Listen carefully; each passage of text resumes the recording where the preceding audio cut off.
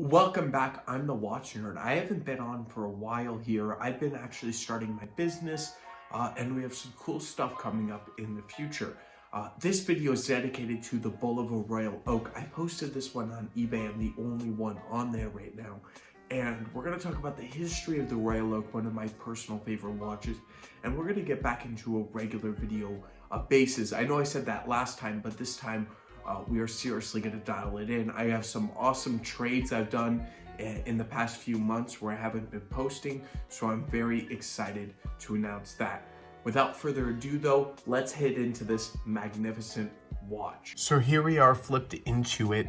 This is the angle at the desk. I do have a light box now, so I will show you some light box images of this particular piece because it's beautiful too, but it's also beautiful kind of in the studio lights here. Very cool bracelet, and of course it looks so similar to the Royal Oak itself. Now this one wears like a small Royal Oak. Originally they were not this small. I believe that Gerald Genta, this one was designed for a man, and the Patek Philippe Nautilus was designed for a woman. I don't think there's any debate on that. Now the debate is, what is the story with this watch? Did Gerald Genta design it? A lot of people wanted to believe that Gerald Genta had the inspiration for the Royal Oak at Bulova, but that is just not the case. The evidence leads towards that after Gerald Genta left, which he did design for Bulova, that is no debate.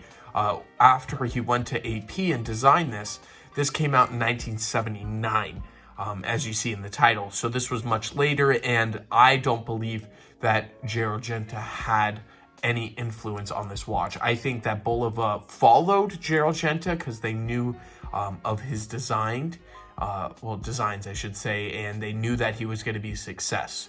So the Royal Oak was one of the first big hits. He also designed, of course, for many companies, including when he was very young. He did the pull router, which is a very famous design, and he was only in his 20s then.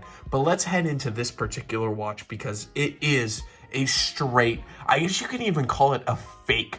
I'll put a fake that I can't afford in the title, a fake that you can't even afford because it's still in the $1,000 range. And I'll tell you why it is, because yes, probably the retail was very cheap. This particular one was not the Swiss made version. On the bottom, it does not say Swiss made because the movement is not made in Switzerland. I will, go up a little closer here. It just has the movement number down there. If you can see, this is not the original movement. You will barely find the original movement, but I do have a surprise for you here. I have the original movement with it. So it's a set. This is the original movement that came in the watch. It just wasn't that reliable over time, and it's very, very hard to keep a movement from the 1970s. So it was replaced with a very accurate quartz movement. It does hit all the hour markers, as you can tell, and it's very scary buying a vintage watch, but it's nice knowing that when I do sell it, because I did say I posted on eBay, and you can go send me an offer. I'm the only one on eBay. I have it at $42.50. I definitely paid a lot for this watch, and I'll tell you why in a minute throughout this thing. But it's one of the pieces that, in my opinion, will only continue to go up just because of the rarity. I don't believe that Rolex, modern Rolex, will just continue to go up. I personally own an Oyster Perpetual, and I don't think that one will go up as much as this over time at the market, right?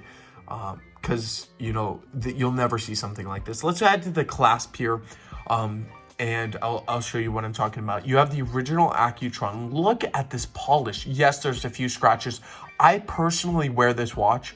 As you know, throughout my videos, I only put the best in my collection. I do have some affordable watches, but I wear the best of the best. Look at this clasp. Look at the action. I want you to see. It snaps beautifully. You do need to put some pressure on it. There we go. It's so tight, the clasp. I don't know if it was retightened. I don't know. I don't know that information.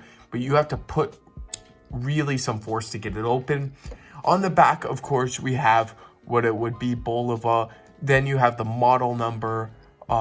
and it just says this is all stainless steel, this model.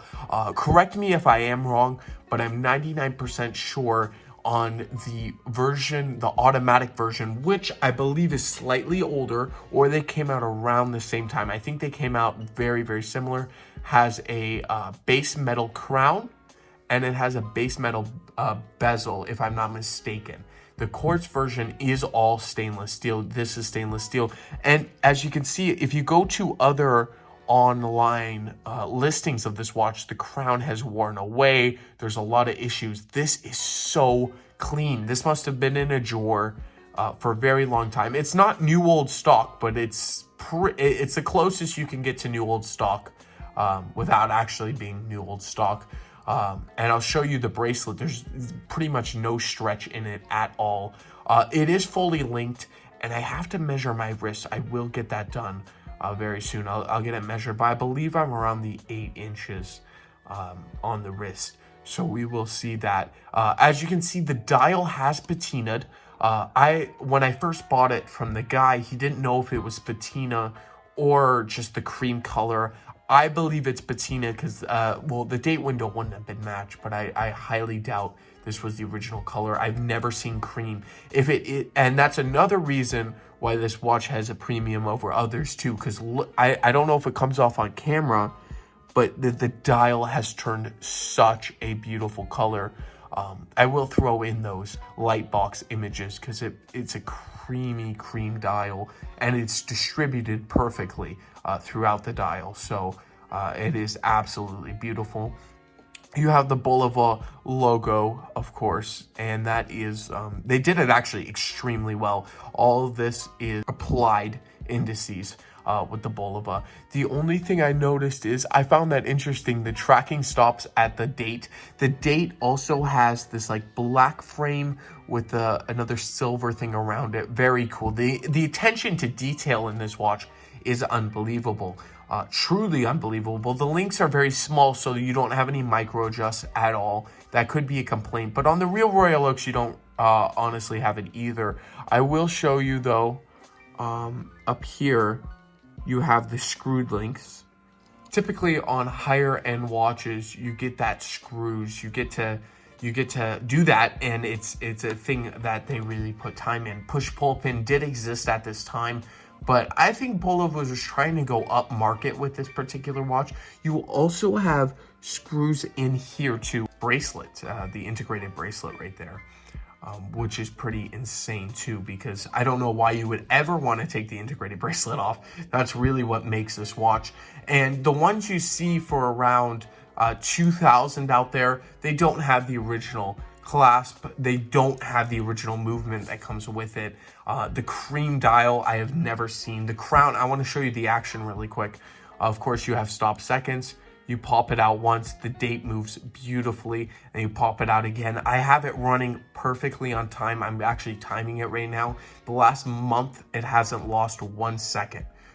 So yes, you could distribute that to the new movement, but I definitely would rather have a new movement with the original. I'm assuming you can change it out at any time. I wouldn't, just because I prefer accuracy, but also having the option is super, super nice. I bet if you get a watchmaker to service that. As you can see too, yes, there are some plastic parts in the movement, but it's pretty nice. I kept it in a plastic bag. I never took it out, but it's Bulova, and it has everything original there. The bezel, I should say, has a high polish finish with the matte top with the screws. The screws are sadly not white gold like in the original, but they are very, very clean. This is a very clean watch, and I will say that it is truly, truly unbelievable to have from 1979. If you also want, you can get the Chanel Tane giveaway. This is pretty much the conclusion of this video. If you have any questions though, or concerns, please let me know in the comments down below. I would love to let you know too, because this is all original. The hands and everything is pretty incredible, and I wanted to share it with you. There's not a lot of Bulova Accutron, excuse me, Royal Oak. I did have a Bulova Accutron video. If you want that, that is down in my channel, but very, very few. I think Theo and Harris did one on this particular watch.